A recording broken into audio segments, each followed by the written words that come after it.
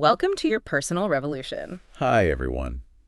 If you're, maybe in your 40s and you're feeling that sort of pull for something more, especially maybe in your relationships or just unlocking your own potential. Then yeah, you've definitely landed in the right place. Absolutely. You're here to explore how you can really connect better with yourself first and then build those stronger, more fulfilling relationships. It's not always about grand gestures, right? It's more about understanding what makes us all tick. It really is. I'm Bibadura, and as a life and mindset coach, I see it all the time, how our own internal stuff, those beliefs we don't even realize we have, the emotional habits, they can be the biggest roadblocks, honestly, in creating the love and the life that you actually want. So my focus is really helping you spot those blocks and navigate through them. And I'm Max.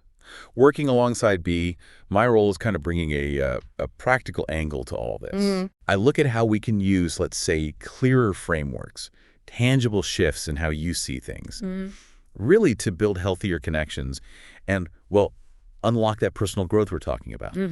Think of it like providing the actionable steps that really work hand in hand with B's insights into the why. Exactly, because ultimately our mission working together here is to give you both the understanding and the practical tools. Tools you can use. Yes, tools you can actually use to, take charge, to actively shape your personal evolution, especially in how you relate to yourself and to other people. We really believe that understanding your own mind, your own patterns, and the dynamics in your relationships, that's just key. It's fundamental to living a more empowered and, frankly, more joyful life. It is. It's about spotting those patterns, maybe ones you've been repeating, and then making conscious choices to do things differently. So if you're ready to really dive into what it takes to build those stronger bonds and tap into your potential right now at this stage of life, then stick with us. We're genuinely excited to explore these really important parts of personal growth with you. Welcome, truly, to your personal revolution. Okay, so just as we sort of close out this initial thought,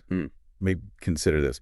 Your personal revolution, whether it's in relationships or just your own growth, it isn't really about finding some, perfect finish line. That's such a good point. It's not. It's really an ongoing thing, right? A process of learning, changing, evolving. Exactly.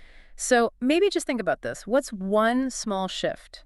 Just one tiny change in how you think about yourself, maybe, or how you approach a relationship. What's one thing you could perhaps explore? Welcome back to the deep dive. Today we're getting into something really important. It's something, many of us might feel but maybe don't quite label correctly. We're talking about what happens when stress isn't loud anymore, when it goes quiet and our nervous system just hits a wall. Our goal here is to really unpack this. We want to understand those quieter signs of stress, of fatigue, and maybe figure out what's really needed to heal and get some energy back. Have you ever had that feeling? Like you're doing all the things, pushing through, being strong, but inside it's just hollow. And then that guilt creeps in, right? Why can't I handle this? Maybe I'm just lazy. What if it's not about willpower at all? What if it's something deeper, physiological even? We're exploring this idea of nervous system fatigue, this kind of silent shutdown. So let's jump right in. What exactly is this nervous system fatigue? And why does it feel like a quiet shutdown, not some big dramatic crash? That's a great question. And that difference is, well, it's everything, really. We tend to think of stress as that big, high alert, fight or flight feeling, panic. But chronic stress, the kind that just builds and builds over time, it's sneaky because it is quiet. It often shows up as just background tension you barely notice anymore, maybe feeling a bit irritable all the time, or that deep tiredness sleep doesn't touch. So when your nervous system stays in that overdrive mode for too long, dealing with constant demands without enough recovery, it doesn't usually just spectacularly implode. Instead, it starts conserving energy. It quietly shuts down things it deems non-essential.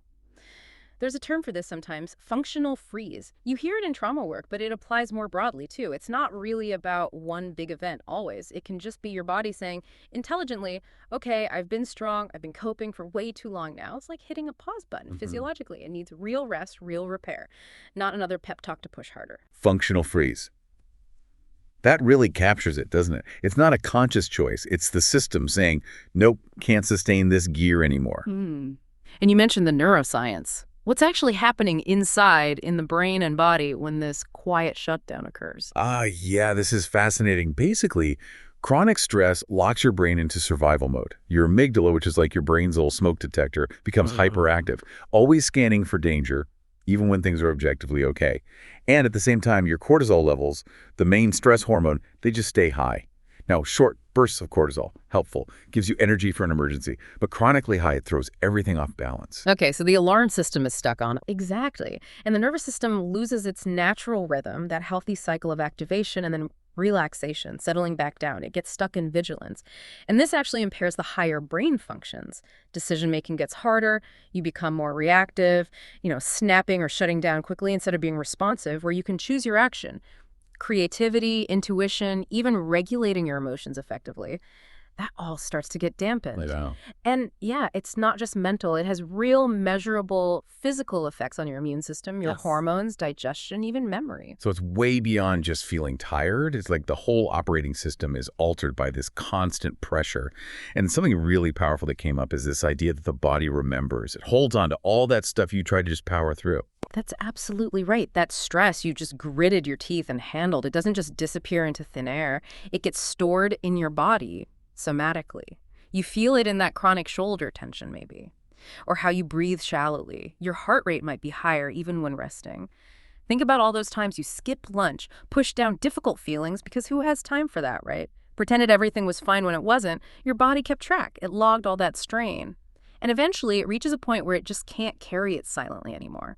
The signals get louder. It's asking for care, attention. It's asking for understanding, really, not more self-criticism or demands to be tougher. And if you keep ignoring those signals, even the quiet ones, Yeah. the cost must pile up. Oh, it does. Yeah. Massively. The longer you override those subtle cues, that feeling of dread on Sunday night, the lack of enthusiasm for things you used to love, the deeper the stress roots grow, the cost shows up in so many ways, like losing that simple joy in things. Relationships might start feeling like just another obligation, something draining rather than fulfilling. You find yourself just going through the motions on autopilot, hoping maybe the weekend or a holiday will fix it. But it doesn't really fix the root cause. Exactly. Because the underlying physiological state, that stressed system, hasn't actually been addressed. Which brings us to such a key point. Because our instinct, maybe our culture, tells us when we feel like this, we just need more discipline. Try harder. Get a better planner.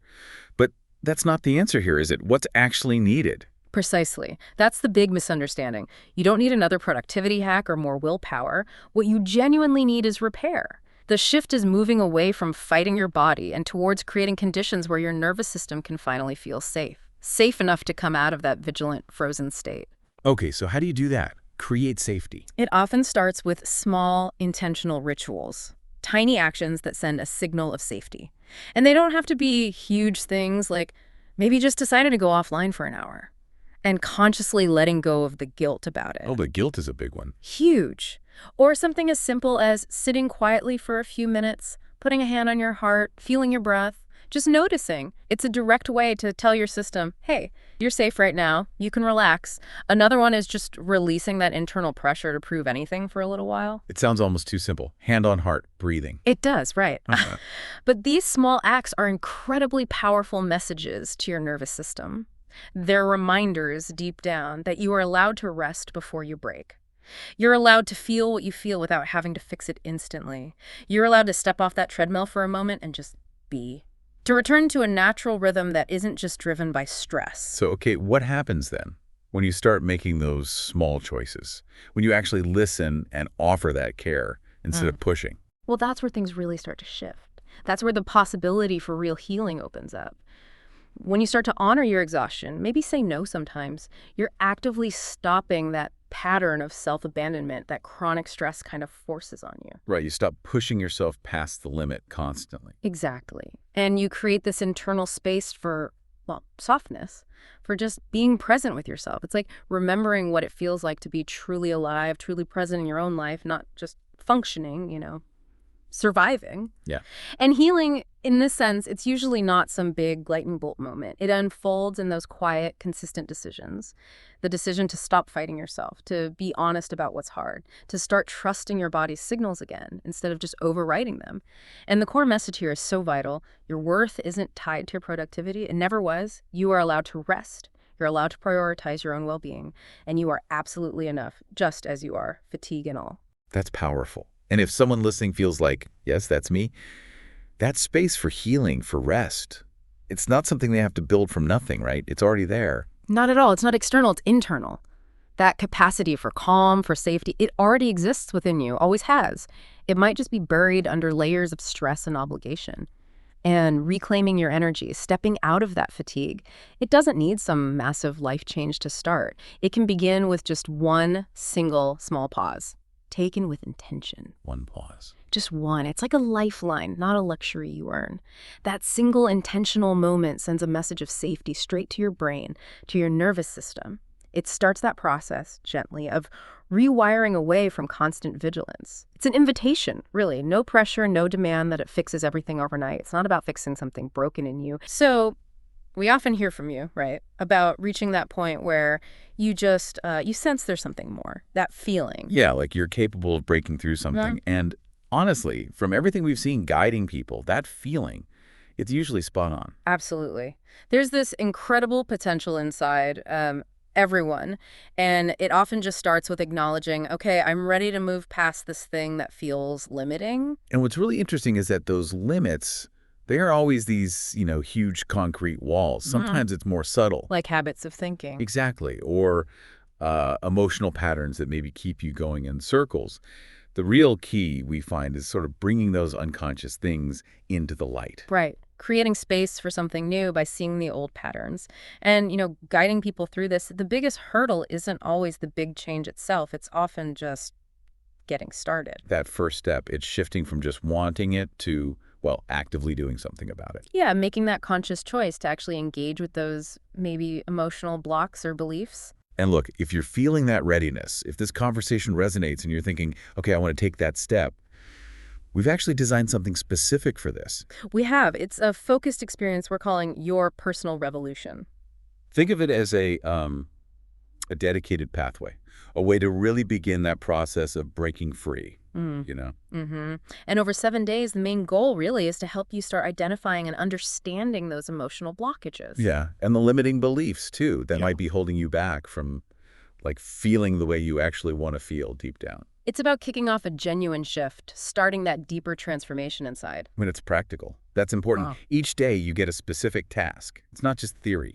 No vague ideas. These are actionable things, exercises designed to boost your self-awareness. Right, and connect you with what really feels authentic for you. So the real value here, it's about actively participating in your own emotional transformation, day by day. You'll be taking concrete steps, little by little, to understand and work through whatever feels stuck.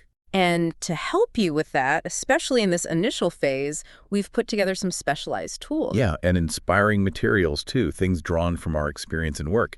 It's all structured, step by step. So you can navigate it without feeling, completely overwhelmed by it all. Exactly. And we really believe that this kind of opportunity, this chance to initiate real personal change, it should be accessible to anyone who feels that pull towards growth. Absolutely. Which is why we wanted to offer this Your Personal Revolution Challenge with a name your price approach. Meaning you decide. You decide the value you want to place on this 7-day experience. Based on what feels right for you, what fits your situation right now, and I guess your commitment level to starting this journey. It puts you in control right from the start. Yeah.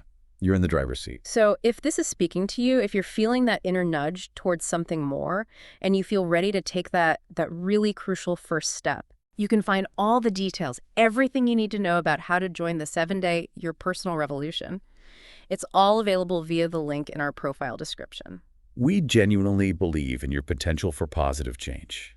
We see it all the time. We do. Consider this an invitation, really. An invitation to start exploring that potential within you. And to begin creating that emotional freedom you're looking for. It's possible. It really is. Just take that first step.